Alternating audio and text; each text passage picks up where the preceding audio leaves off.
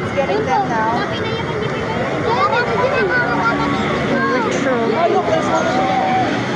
Literally some turtles.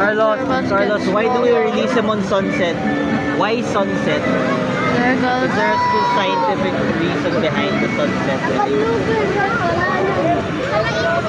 This is the best time to release the sea turtles. You know, they just emerge, and they usually emerge toward the evening when they're the safest with the less predators.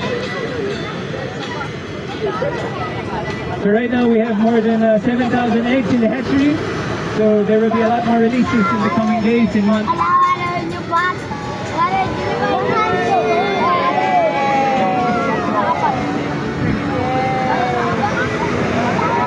Together the area.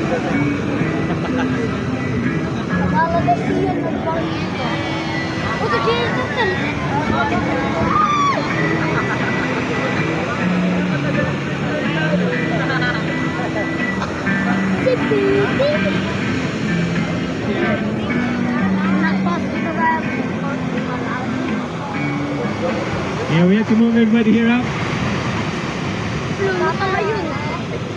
There's one over there. One's about to That's so. Is that salmon water? There's one over there. They're just getting Oh, they're getting. So everybody can slowly make it all the way up to this line. You guys want to come a bit closer.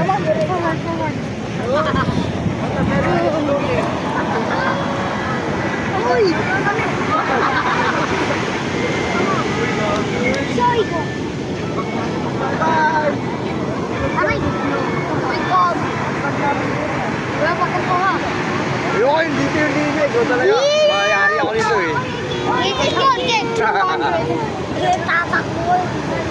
You guys Oh my god, that wave just came out of nowhere.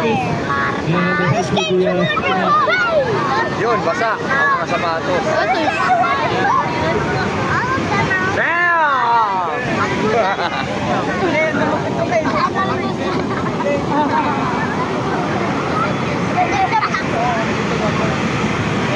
Gapang na. Only like 5 more. Oh, ready? You know, sea turtles, they travel together. Oh,